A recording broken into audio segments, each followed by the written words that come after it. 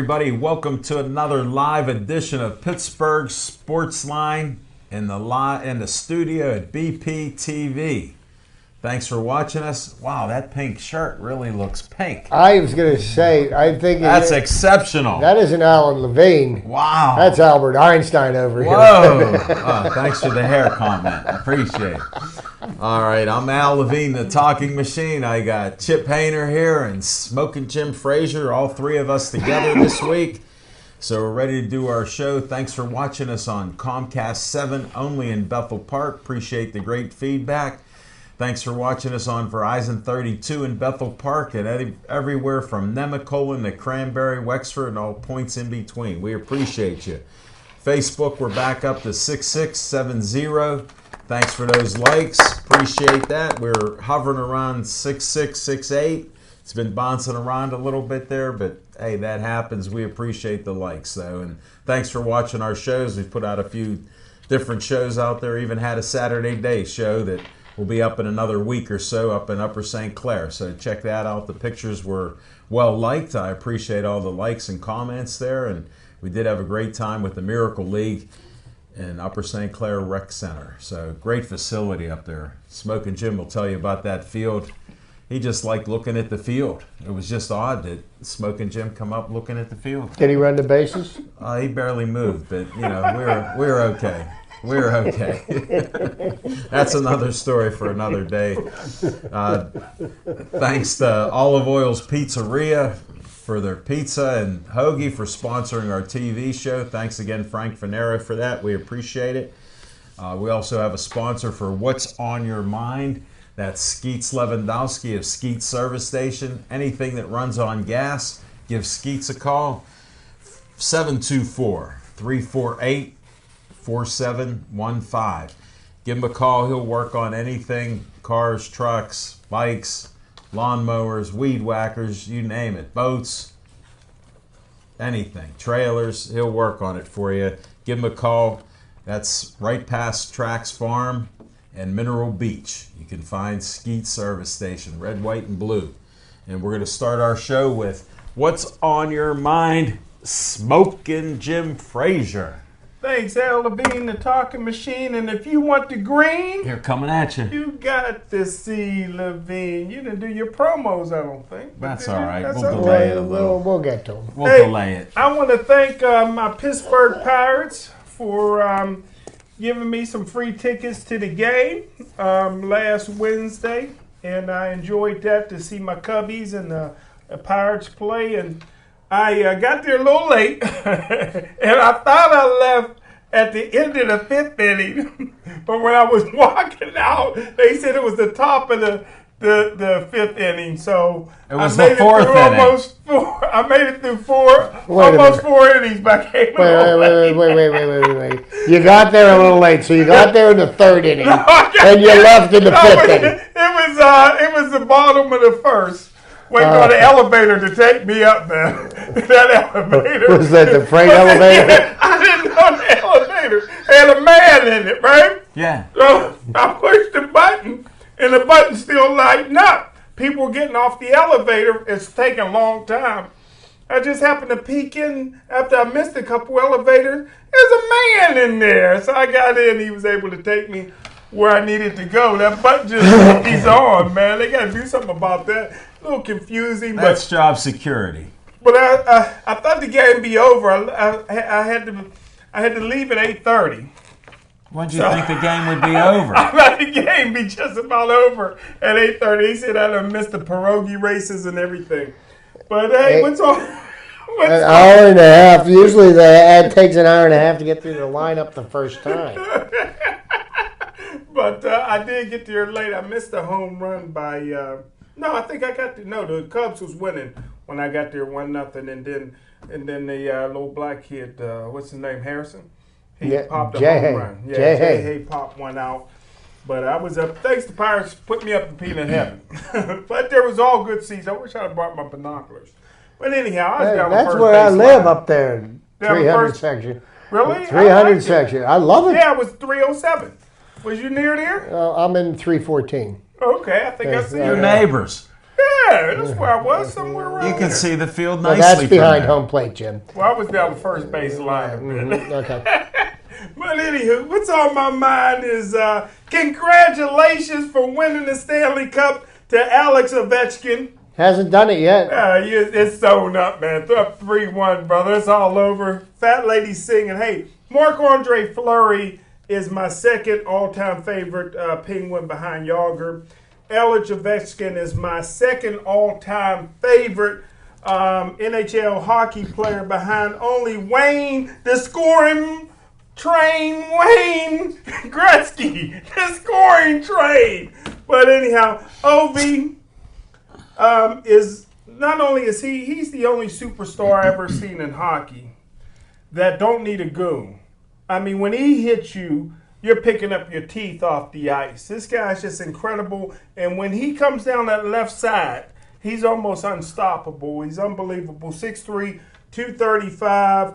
And I tell you what, man, this guy's like a bulldozer on skates. And the grade 8 is basically very unstoppable. And I tell you what, this guy, over 600 career goals. He's just moving up the list. And if you love hockey, you have to love my Irish friend. I'll pass on that. Ovi, Alex. He's not Irish. The grade 8. He's not Irish. Russian. You said Irish. Russian. You said Irish. Russian. You said Irish. Soviet Union. But that's what's Smoking on Jim. my mind. Thank you, Smoking Jim. Here come another fan. Not of you. Of Ovi. Chip, thanks for showing my pink shirt. Real men on Pittsburgh Sports Line wear pink.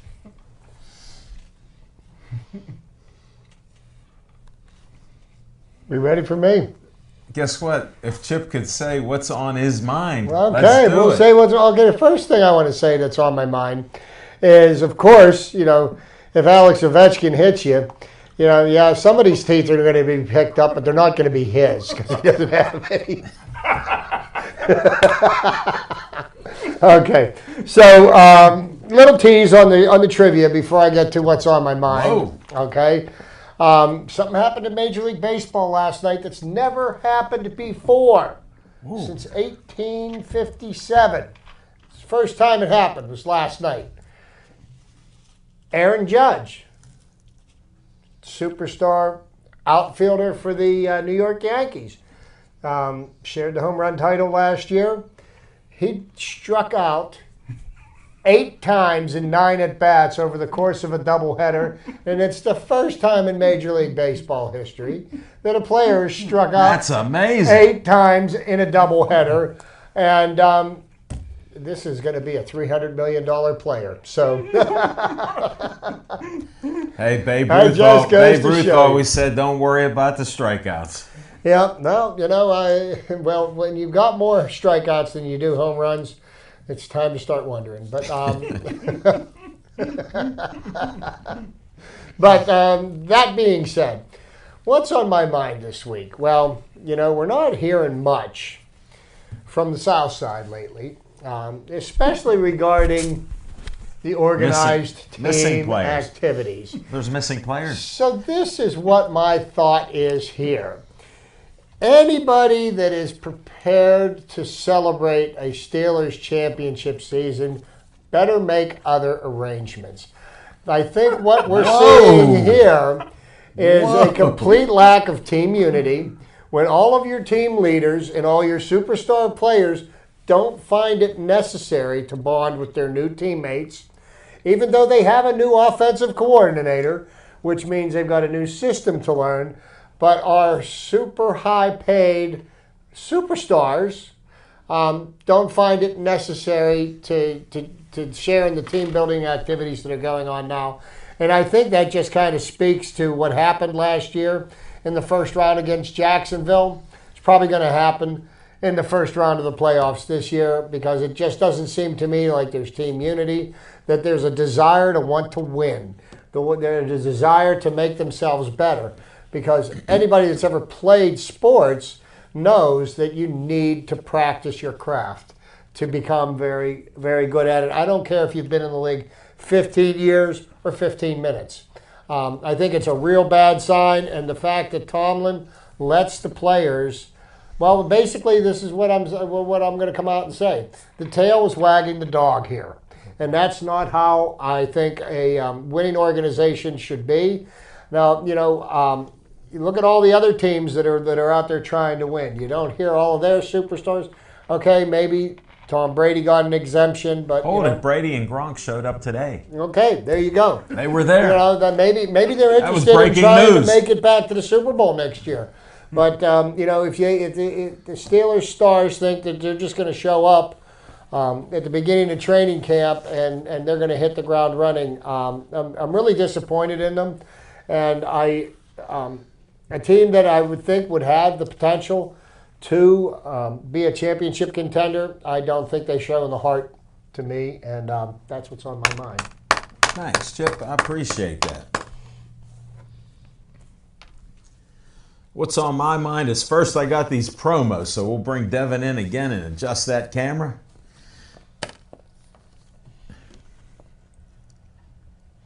Thank you, Olive Oil's Pizzeria in Bethel Park at Hillcrest Shopping Center, 412-831-1900. Give them a call. It was a little slow when I went in there, so get the boys and girls working there, 412-831-1900. Call in and see what they got on special, and their food is great. We enjoyed it. Matter of fact, Smoking Jim even bit a finger off. He ate so quickly there, man. Excellent, Smoking. We always end each show with Stay Joey Strong. There's Joey before DIPG and after DIPG, the brain cancer that took his life at 9 years old. There's the Joey Favis Childhood Cancer Foundation. You can donate money. They're a 501c3. All the money they get, they donate it to find a cure for this dreaded brain cancer. And they have a 5K run coming up in September, I've heard. We'll get more information on that. Then another 501c3, the Bethel Park Historical Society's Schoolhouse Arts and History Center. Right there on South Park Road, you see the trolley. That's where the place got 5,000 new windows. It's been refurbished. They rent it out. They do different events there. Just a great thing in the community, and a lot of history in there in the building. So check that out. Got an event. Lucy Fairzy told us about Style and Glam Boutique. That's June 16th in Oakland, and there's all kind of competition in the style and glam world, so check it out. She's in there running for different makeup that she does, so check that out. June 16th coming up. Then the Pittsburgh Vintage Grand Prix, great event. Comes up every year. This is the 36th year of it. July 6th through the 15th. They race in Shenley Park. They get 100,000 people a day. Smoking Jim might avoid that place because it's too crowded. But it's up there in Shenley Park. They race through the park, and it's quite an event there. They have different events throughout the city and Oakland. So check it out. Look at pvgp.org. And if you want to be a volunteer, tell Dan Del Bianca that Al Levine said you could be a volunteer there. He'll accept you. Take care. That's pvgp.org. Check them out. Then the Bethel Park Community Foundation has money for you. $100 to $5,000 for your group and the good things you're doing in Bethel Park. If you need money to help fund your group to do good things, get bpcf.org, bpcf.org, get an application and apply for some money. Now, Dave Cable likes to have some fun, so he put my face on this little flyer. Uncle Al wants you for BPTV. We got Ethan here. We got Steve, the Rookie of the Year. And, of course, one of our original guys, or almost original guys, Devin Shea, keeping a tight hand on the controls in the sound room and the cameras. Right now we have no camera person in here. That's how good Devin Shea and Steve are. So I appreciate it. I want you for BPTV. My man Johnny Mariano, I saw him the other day. He said, due to job changes and different things, he will be back running some cameras for us. So look back for Johnny. Call 412-831-3304. Tell Dave Cable you want to volunteer. What's on my mind is I hate to get political, but in this case I am, because there's somebody in the White House and he's antagonized football players because he called them SOBs. And he doesn't know why they're upset, and he's trying to focus on the national anthem. These protests aren't even about the national anthem. It's about different discrimination and things. And he got word that only 10 Eagles were going to show up, plus the mascot. Well, it was down to 5 maybe. Last I heard was 10 Eagles and a mascot. So how Mr. Trump operates is when he hears some negative thoughts, because he's all out there, he puts his word out that, guess what, you're not invited. So he uninvited the Philadelphia Eagles, which to me, who cares? If you don't want to go to the White House, don't go. We've had players not go to the White House from years ago. Smoking Jim's hero that lifts weights by himself and everything was afraid to fly, and the Steelers won a Super Bowl, and he said, I ain't going to D.C. And he didn't go. James Harrison. And what did we hear about that? Crickets. But so this controversy with it doesn't even matter. It got started years and years ago. They'd bring teams there and invite them to the White House. Now a guy who's not a politician politicized the political aspect of having your team there or not there. So how crazy is it? The NFL didn't want to highlight on this national anthem, but somehow they made it that way, and that's all people are talking about. It's more of a problem now about the national anthem than it was before the new rule come in. But we'll see what happens. That's what's on my mind, and we got plenty of sports coming up, and we got some fiction and fact from Smoking Jim's Almanac.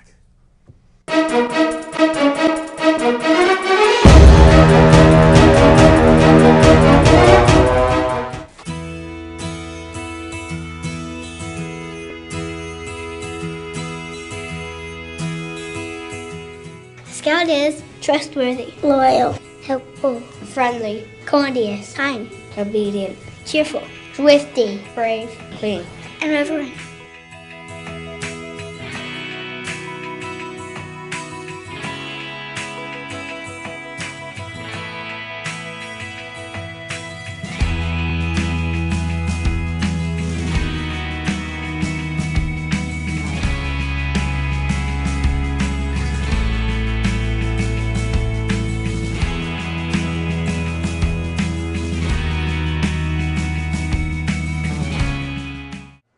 I've shown an interest in making home movies. Me and some buddies would just grab a camera and you just start making these videos, and then you realize at some point that this isn't just a hobby anymore, it's something that you actually want to pursue, and there's this great facility right down the road, BPTV. A lot of people will try to do these productions on their own, and one of the things they don't have is the equipment, you know, but right here is everything she needs in one nice little bundle. There's lights, cameras, reflectors, dollies, all kinds of little knickknacks, like anything that you'd want to use that you would need for a production, you have it right here. Like, it's all right here. You can make your own feature movie just with the stuff from this studio.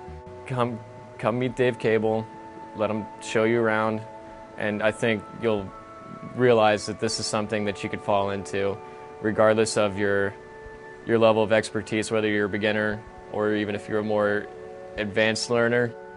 There's something here for everyone, and I feel that you just need to come through and just be a part of the experience and just watch and learn, and, you know, let Dave be your guide.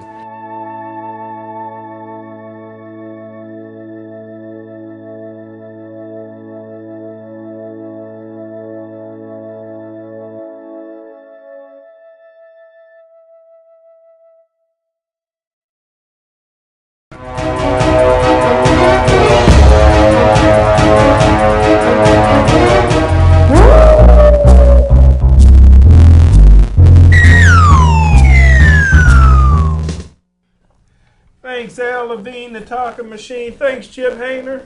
Thanks, Ethan Devonshire, and the Rookie of the Year, Steve Fisher. I would like for that was great. What's on your mind, Al Levine, the talking machine. But I always like to refer to the president as President Trump, just so we can all do that. No respect. And your point is? Well, we sometimes we call him Mr. Trump, but he's actually our president, President Trump. Well, the way he was acting on some of this, he wasn't presidential. I respect the office, but not the man that's not being presidential. Like, how do you make an announcement? Cheeto in charge. How do you make an announcement? Not to repeat myself, but you're calling NFL players who are special. There's only a select few of them that are in the NFL. SOBs. How does that happen, and how do you relate to that being a president? How does that happen? And I was vocal when James Harrison didn't show up. I believe that it's an honor to be invited to the White House. You wouldn't have made the plane. You'd have been late. I mean, right now, if President Trump would call me, as long as it's not on Tuesday night, I'm committed to. Oh, thank you. On Tuesday night, but if I'm going. So it would have been Tuesday night, so you couldn't have gone. We'd all been there. We're a championship team. We're a championship team. Yeah, and I wouldn't have been there. I wouldn't have been there. You wouldn't have went either? No. That's the president. We voted him in. There isn't a person Smoking in the Jim, United States of America I have less respect Smoking for. Jim, I just want to announce I have a streak of 339 shows in a row. I wouldn't have missed it. 339. That's on my list. You talk about Joe DiMaggio, I got 339. That'll never be broken. That's amazing. But forget about your theory on Mr. Trump. Well, the fiction and fact from Smoking Jim's Almanac. I guess he may have guessed it. But, No, he did not guess it. Okay. Because it's a mystery. We don't know what you're going to talk about. But I was at the WPIAL Hall of Fame this weekend, and I'm very critical of the WPIAL Hall of Fame, but they did show me some information where Gateway has 8 players in, which is the most of any school in WPIAL. Congratulations. The next closest school only has 5. Although, like I told them, they what's the name of the school? I won't. Is it located near Monroeville? Yeah. Is it between Monroeville and Pittsburgh? Penn Hills. But so it's an honor. Just a guess. To be the number one, have the number one most players in. But like I told them Saturday night, there should be 4 or 5 guys going in every year from Gateway. But hey, congratulations to Coach Terry Smith, Justin King, his son, and Curtis Bray. All went in this year in the WPIAL Hall of Fame. And I tell you what, man, Terry Smith was, you talk about somebody whose ambition was greater than his talent. A little dude, could barely see over the center in junior high and elementary school, youth league football, but always had that big time arm. Great basketball player, super quick. Thought he was just going to be as tall as Muggsy Bogues. Who's Muggsy Bogues? I still say that Joe Paterno only recruited him to try to get to Curtis Bray, who was a year behind him in school. And but Terry Smith just went to make the most of it, set some records. And receiving at Penn State, played a little bit in the NFL and the CFL and the arena football, and now he's the assistant head coach at Penn State. But Curtis Bray did something that I didn't realize till they said it at the WPIAL Hall of Fame, and I thought I misheard it in between steak bites. What is it? That he's the only defensive player to win the first defensive player to win the national high school player of the year. Really? And wow. When he played at Gateway, their team was so great, number 3 in the nation, USA Today, that Coach Anna Marino two-platooned the team. So although he could have been an All-American tight end, he was a real good tight end, he just concentrated on outside linebacker, defensive end, and totally dominated the high school level. Didn't do that well in college, even though he started as a true freshman because he had bad knees. But the late great Curtis Bray got the chance to meet his wife and his kids, and she told me one thing. She says, I didn't know this. He says he never talked about, she never knew he was a great player. He never talked about his individual achievements, and that really shows how Curtis Bray was. And I remember one last story with the first time. There's a kid on the team named Al Lardo, white guy. Get out. And Curtis Bray. You didn't bring the race card out early. And my dad, who was the booster, my dad was the Gateway Parent Booster president. A lot of money come up. Sugar daddy. Yeah, a lot of money come up. Don't tell us about the plane. We don't want to hear about the plane. We was eating good in them days, but the first time my dad seen Curtis Bray and Al Lardo, and he introduced himself. He asked one of my brothers. He says, "What do they teach?" Here they were in junior high school. They were just so big. They were and men among. They were men beard. among boys. Men among boys, even in junior high school, end up being great. Anybody check their birth certificates? certificates? We don't. I know do that. you would know we that. We don't do that at Gateway, brother.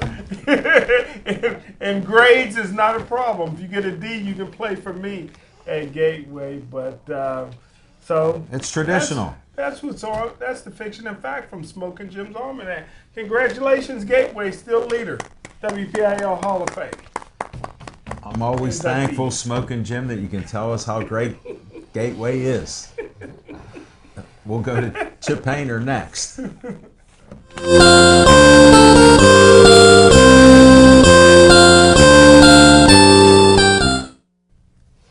Oh, good evening. Thank you, everybody, for tuning into my trivia segment. Sorry I missed last week, but I Business like to is make sure. business. And next week I'll be on a slight sabbatical, so got to take some time off. I'm going to recharge the batteries and everything. And eat some lobster. Yeah, I need quite a bit of lobster. We're going to reduce the population, and I would have to say significantly. Okay, but I've been talking about various things in my trivia segments. I talked about the 300 Club. Yeah. I talked about the 3,000 Hit Club. Yes. Pretty exclusive clubs. I want to talk about an even more exclusive club. It has one member. 4,000 hit. One member. Okay? And that is the 56-game hitting streak of Joe DiMaggio. The one record above all other baseball records that is untouchable. Okay, and I know Jim doesn't like it when I say this. You don't even know what you but mean. This takes us back, and I'm talking about way back to probably one of the greatest summers in the history of baseball. That was the summer of 1941, and on May 15th in 1941 it began. On that day, Joe DiMaggio went 1 for 4 with a run batted in against Eddie Smith of the Chicago White Sox. From that fateful day until July 16th, 56 games later, DiMaggio hit safely in every game, setting a brand new record that still stands as one of the greatest achievements in baseball history. That's from the Baseball Almanac, not me. Okay. 77 years ago, Smoking Jim. Well, DiMaggio was no stranger to being a star of an always impressive Yankee team. 1941 was even more special than usual. While the rival Red Sox were being led by Ted Williams and his unbelievable batting average, he ended the season at .406. DiMaggio pulled his team out of an early slump and led them to the World Series and himself to a Most Valuable Player award. So the last player in the history of baseball to bat over 400 for a season did not win the Most Valuable Player award that year. That award went to Joe DiMaggio. The run to the championship was jump-started by DiMaggio's streak. It is ironic that the streak began against the White Sox, and who on at least 4 occasions nearly ended DiMaggio's streaks themselves. However, it was the Indians, not the White Sox, who finally held the Yankee Clipper hitless. On July 17th, third baseman Ken Keltner made 2 terrific backhanded stops to rob Joe DiMaggio of 2 hits, ending the streak. DiMaggio had 91 hits in 223 at-bats during that stretch, batting .409. The Yankees had the last laugh as they won the game and later the World Series. See, so it does make a difference if you win the championship.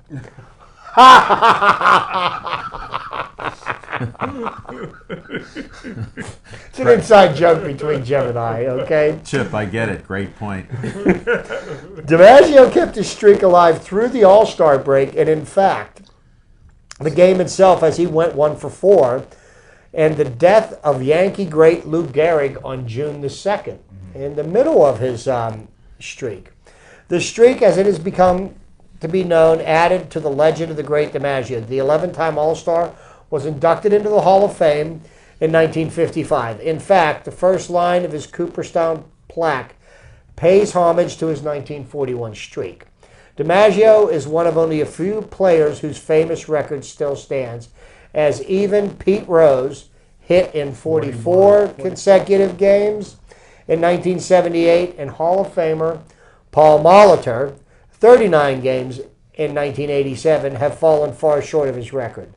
And you notice that I didn't say Hall of Fame Pete Rose. No, I missed that. I missed Yeah, that. You okay, mean the yeah. guy with the most hits will never get in the Hall of Fame? Never get in, and it's his own fault, so that's it. He signed it. Baseball Almanac proudly presents a game-by-game record of the unbreakable streak. Now, this is over 30 years later, and the guy said he was the cab driver who drove DiMaggio to the game on July 17th. He apologized for telling DiMaggio that he thought the streak would end that day, and he was serious. I felt awful. He might have been spending his whole life thinking he had jinxed me, but I told him he hadn't. My number was up. Joe DiMaggio in a Yankee century, a celebration of the first 100 years of baseball's greatest team, the Yankees. But next I've got here for Jim to peruse at a later date the game-by-game statistics of his. Oh, man. But here's just some fast facts regarding a streak that will never be broken. During the streak, Joe DiMaggio had a batting average of .408, a slugging percentage of .717. He faced 4 future Hall of Fame pitchers. He played in the All-Star game, 1941 All-Star game. He went 1 for 4, scored a run, drove in a run. How did it come to end? July 17th, 1941. Pitchers Al Smith and Jim Bagby of the Cleveland Indians held him hitless. 2 hard shots came close, but great defensive stops by Ken Keltner ended the streak. Did you know that that Ford Frick, the commissioner of Major League Baseball from 1951 to 1965, once stated Joe DiMaggio's hitting streak in 1941 was one of the unbeatable marks in baseball history. Wow. The And commissioner that said that. was in that was back in the mid 50s. So the streak still stands. It hasn't been challenged in over 30 years, and I don't think it'll be challenged anytime soon. And I think one of the things that led to the longevity of the streak is in back in those days in baseball, you know, a pitcher started a game, he finished a game. And usually if you get the opportunity to bat against a pitcher 3 or 4 times in a game, you're going to get his timing down, and you're going to be more likely to get a hit over the course of a whole game. But now in this age of specialization, you have a starting pitcher that can give you 5 innings. You've got a 6th inning guy, a 7th inning guy, an 8th inning guy, a 9th inning guy. You might see 6 or 7 pitchers in a game, and you've got tons of guys that can throw the ball 100 miles an hour. So I saw a guy throwing 102, 103. yeah, you can see it. But I did want to pay homage to one of the greatest records in the history of baseball, one I feel will never be broken. And I was born on July 17th, so maybe that had a little something to do with it. And 1941. Yeah. but the, 1941 for but- smoking Jim but I Frazier. think the 44 games is close. Not even close. How do you Well, figure and that? then he missed one game. I think he went on about another 20-game hitting streak. Well, actually, DiMaggio went on another 22 streak games, I think. after his streak. So, I mean, in DiMaggio's streak, I think it was somewhere into the 70s. He had like, he hit in 72 out of 73 games. It was Something insane. like Pete Rose. Yeah. No, But yeah. that's 56 games. That'll be smashed. It's like the 4-minute mile, man. When somebody breaks it. 77 This years. is from an NFL scout, Steelers scout, who just found baseball 6.5 years ago. And counting.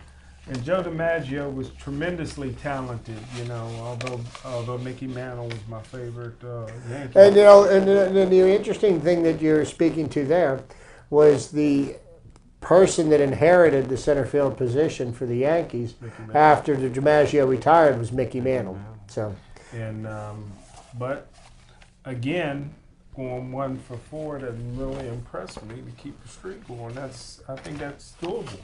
Luckily, Smoking Jim, do you realize in baseball you get in the Hall of Fame if you fail 7 out of 10 times? Let me clear that up again, yeah. Or you hit 4 Most of the Hall of Famers failed 7 out of 10 times. Well, like I said before in previous shows, they say maybe the hardest thing to do in sports is hit a baseball. And I sure see a lot of people doing it. no, not in the major well. league nowadays. As a matter of Not fact, well. the person to whom that quote is attributed to was no less than one of the greatest hitters in the history of the game, not the one of Ted Williams. Ted Williams said that he felt that the single hardest feat in professional sports is hitting a round ball with a round bat and hitting it squarely. And he averaged 400 For a For season. 1 year. first. Only 1 No, year. he did. And I will tell you Only this: Ted Williams? had he not served his country and fought in the Second World War and served his country and fought in the Korean War, it would have been interesting to see what his career statistics would have been. Yeah. And He could have been a Hall of Fame fisherman too. how many Yeah. professional athletes, superstar professional athletes, would take time away from their chosen profession to serve their country? All of them. There isn't a single one playing today. Oh, I agree with that. But before, country was first. You two can debate Country was later. Before sport. Let me go to my segment right now. Thanks, Good night. Chip.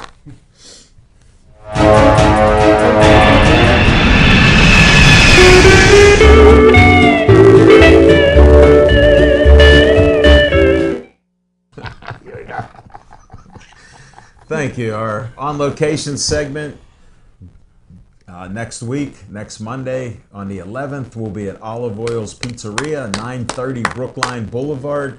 Start the show at 7:30, right 2 minutes after Smoking Jim gets there. We start filming at 7:30 to 8:30. Come on out, see Smoking Jim and his grand entrance that he makes each week for Frank Fanero's Olive Oil's Pizzeria in Brookline. Just signed up another guest. Neil Haley does shows on BPTV, and he's just a great guy. Well, he got a guest for me because I ask Smoking Jim all the time because he interviews thousands of people. Tells me I'm the best interview in the business, but he's interviewing thousands every year. So Neil sent me a guy who wrote a book about Arnold Palmer. Oh, I want to read. So he's going to bring me a copy of the book. He said, after you're done talking, Machine, you can let that co-host, because I heard his name, Smoking Jim, you can let him read. I said, well, that's not going to happen because I'm sort of selective on who I lend my books out to. But his name is Chris, and he'll be on our show.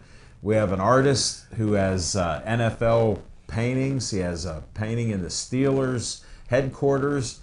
Has painted Dan Rooney, Art Rooney, and just a well-known painter, Jono Proskak.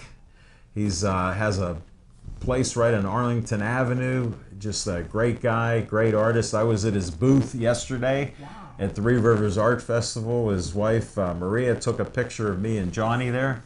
And I was in front of his latest picture of the hill, the Southside Hill.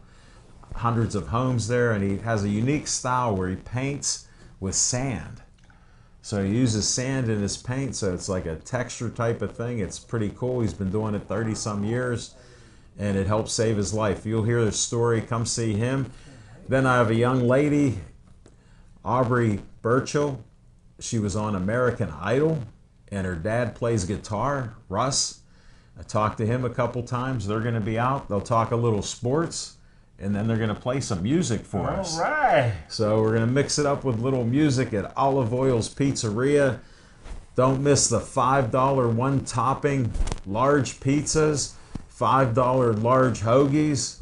You can't go wrong there. Come on out. See us next Monday on location at Olive Oil's Pizzeria. We'll see you there. And we'll be coming back talking some Buccos.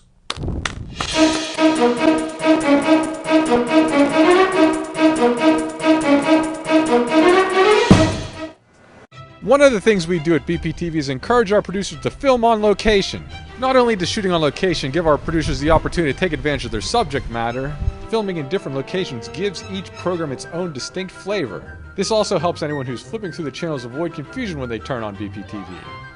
With around 500 programs produced at BPTV each year, the last thing we want people to think is that we're only broadcasting one program. So, you need to come into BPTV to pitch your TV show, but in terms of where you actually end up taping your show, the sky's the limit.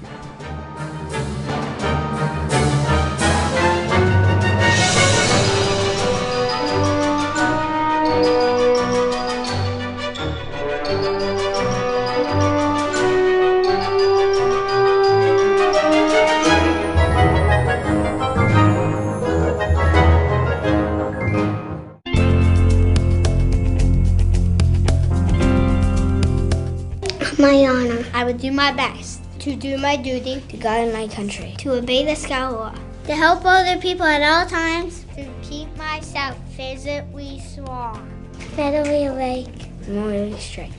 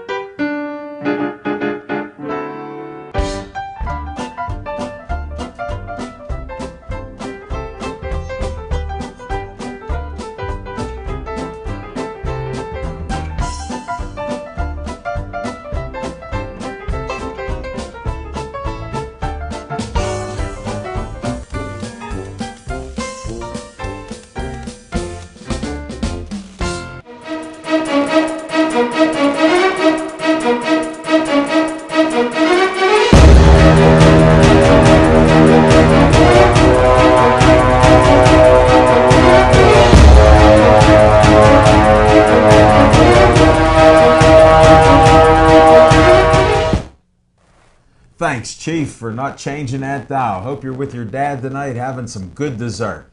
We appreciate you and all the other folks and fans of ours that are watching our TV show and enjoy this, especially Smoking Jim's expertise, well, on baseball, but, you know, he's not really an expert. Chip's our man on baseball, and we're talking Buccos. I'm a little bit disappointed. They lost 14 of 16 games recently. Starting pitching, we've had some problems. Relief pitching, we've had some problems. The starting pitching has not been as much of a problem as the relief pitching because we've gone into a number of games with leads late. And our relief pitching has let us down tremendously. And then lack of timely hitting. We'll get some runs, then they come back, then we don't get enough runs at the end. Well, you know, and some of this happens with the young ball team that has potential. Yeah, and right now, as the Pirates sit today, 59 games into the season, they're at 30-29, and I could be willing to bet you, if say March 15th, if we would have said on June the 5th, if the Pirates are if the Pirates would be 30-29. Everybody would have looked at me like I had three heads. Guess what? I accept the 30-29 because it's better than I thought. It's better than we thought, and the team is in a process of finding itself. And really, what the Pirates need is to solidify their bullpen. Their starting pitching. I mean, you know, you've seen some ups and downs out of a young pitching staff, but they haven't been the problem. You know, They're not the major problem. They're not the major problems. What the Pirates do have is an interesting little dilemma because they've got 4 outfielders with the, the amazing thing about Austin Meadows, and, we may as well just get right out there and talk about it. He did not get called up until May the 18th. On May the 18th, he made his first start for Pittsburgh. And for the month of May, he won the National League Rookie of the Month for the month of May. And he only played 13 days. So, most of the month he didn't even play, yet he made such an impact. So that begs to ask the question, why is Austin Meadows not playing every night? You look at what's happening with Gregory Polanco. Gregory Polanco worked out hard, got himself healthy over the off season, started out the season strong. Yeah. And for whatever reason, Gregory Polanco now has his batting average has reached the Mendoza line. Mm-hmm. Okay, so and I don't know if they have options available for him. And some of his fielding is an adventure out there. My goodness. I don't know if they have the ability to be able to send him down to the minors to work on what he's deficient in right now. But it seems to me perplexing, to say the least, that you would allow him to continue to play because he's dragging the team down, and Meadows is exceeding everybody's expectations right now. He's playing well defensively. He can play center field. You've got Corey Dickerson over there in left field, and I would think it would make sense to me put Marte in center, Meadows in left, move Dickinson over into right field, and let what do you got to do to get Gregory Polanco right? I don't think that let him meditate on the bench. Giving him playing time now when you've got a player that's as hot as Meadows does not seem to make a lot of sense to me. I play Meadows till he cools off. It's just like Tomlin said about Willie Parker. I'm going to run him until the wheels fall off. And, why not? I do the same thing with Le'Veon Bell. That would be if he ever showed us up. Oh, he will. Well, didn't the Pirates draft the outfielder today? They did. They drafted outfielder. His last name is Swaggart. And I understand that this is a young man who's got a good bat.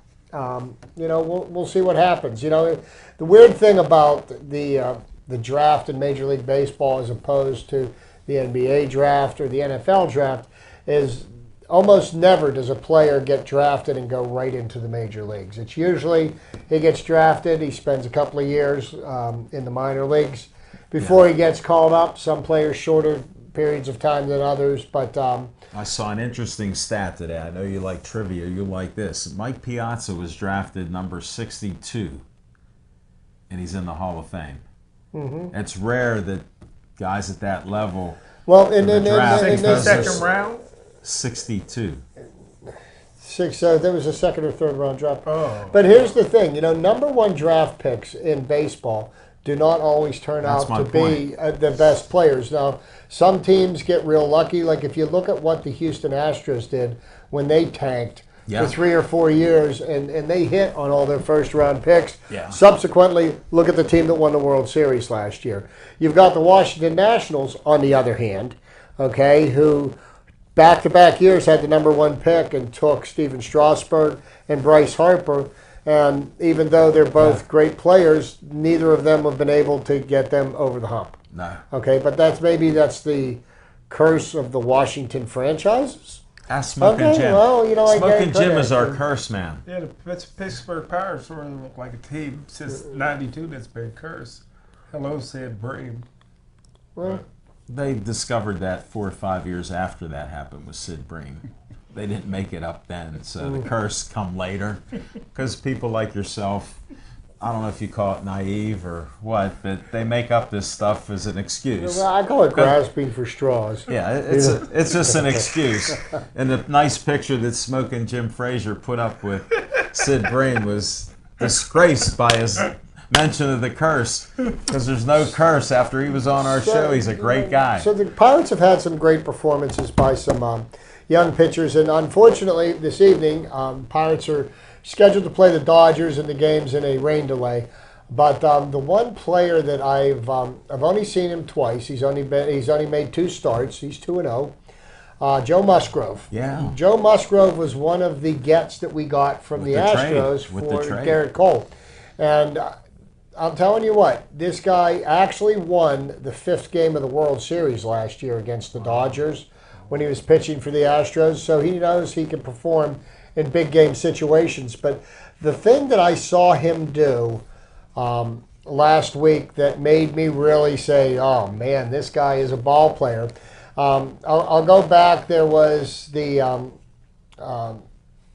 was a play against the Cubs where Anthony Rizzo went out of his way to try to injure Elias Diaz, the catcher. You mean that slide that Smoking Jim said was perfectly legal. Okay. Well, the following day, Joe Musgrove, the pitcher, is on first base, and somebody laid down a bunt, and Musgrove went hard into second base to break up the double play, and it is great to see a pitcher with some hard-nosed baseball instincts. Yeah. And, it led to a benches carrying incident. There was no punches thrown. Nobody got suspended. Typical baseball. And it was a typical, that was a baseball play because the second baseman was on second base and he slid through the base. On the play when the catcher had the ball and stepped in front of the plate, and the runner had to go out of the baseline to be able to hit his leg. What game was that? What the pitcher did? It was the next game. Wednesday? That's the game I was at, I think. No, you weren't there for it. I wasn't there. You must have been. Because they came out, both benches cleared. Then that was Well, it. that was when it happened. That's when it happened. But of course, just didn't know. You just missed it, right? You didn't With know. the pitcher? Yeah, you didn't know. Yeah, I didn't know. I was too busy talking, Yeah, man. see, yeah. They come running from the outfield, bro. And this is the reason why they have to put up special netting all the way down the first base line and the third base line. They got to protect people from themselves, because when you're at a baseball game, folks, you are supposed to be watching the game. He was. You're not supposed to be doing this, okay? You're not supposed to be talking to the I was person sitting next around to a you. lot of beautiful women, brother. What a surprise. But let me ask you this, Chip. I know that Pirates gave you a free ticket because nobody's showing up. But how come people are staying away from you? I don't have an Tim is answer. way I down. I don't have an answer for that. I mean, I could go on for some things that I think, but I have really no basis in fact for my opinion. It's just an opinion. But you know what? Give it to us. No. Like to hear. Here's what my point is. All the hypocrites that are avoiding going to the game right now, they will be back as long as the Pirates continue to win. Okay? 30 and 29. 30 and 29 is a winning record. 14 It's a out of winning 16. record. 14 out of 16 losses. Jim. You think they'll turn it around? You know what? You made it. Yeah. You showed up during that Always streak. been on crack 76. I win money. I might go up to Delaware and double down on that. You know what? Go do it now. And that's the reason why your gangster roll is half the size of mine. That's true. I am a gambler, bro. Yeah, I'm not. I bet on the one sure thing I know, me. There you go. That's the best bet in business. That's good. Can't go wrong. Well, Yeah.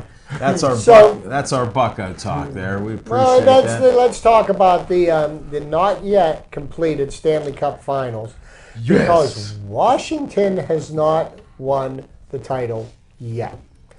The first team that wins 4, okay?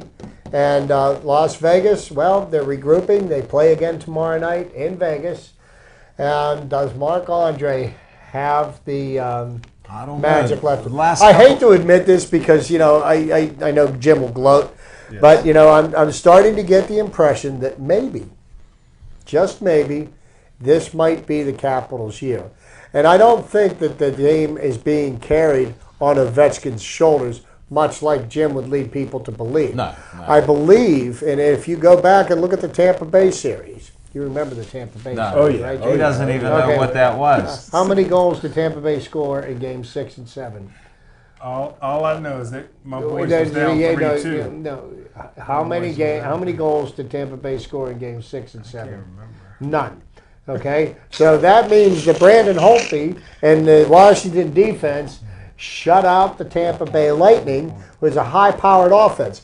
So, we've always said defense wins championships, okay? And I think Washington's defense is playing very, very well, allowing the goals that the offense scores to be the deciding factor. So, it was tough. It was tough watching Vegas hit 2 posts in the first 4 minutes of the game the other day. You think the hockey gods weren't on Vegas' side anymore when you see that. Because then, Oshie had a goal where he kicked the puck to his stick and got that in. Then there was another one like that. But, so it's like some of the plays are going Washington's way because they're working hard at it. They're actually playing hard, and Vegas looked a little bit out of it. I'm already predicting back-to-back. Until you've won the fourth game. Until you win the fourth game. Tell it to him. I understand that. I'm just saying what I see watching the games. We've got a couple minutes left, and I know how Jim is very much into the NBA. And then you've got the Golden State, and you got the Cleveland Cavaliers. Oh, by the way, did you hear what LeBron had to say today?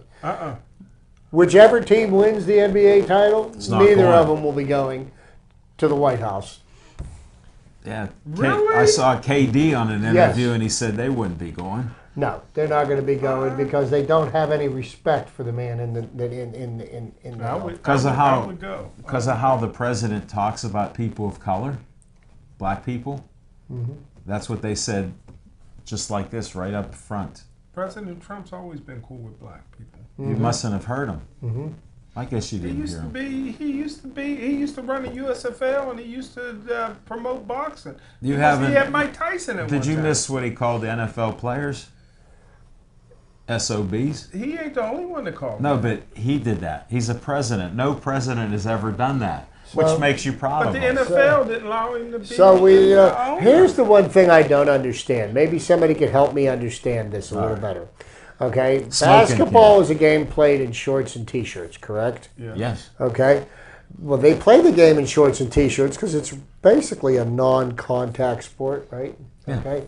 Basic. Now you've got hockey, which is a sport that's played at high speed with pads, hard ice, wooden boards, checking, and all this other stuff. Yeah. How is it that hockey can play a game every other day?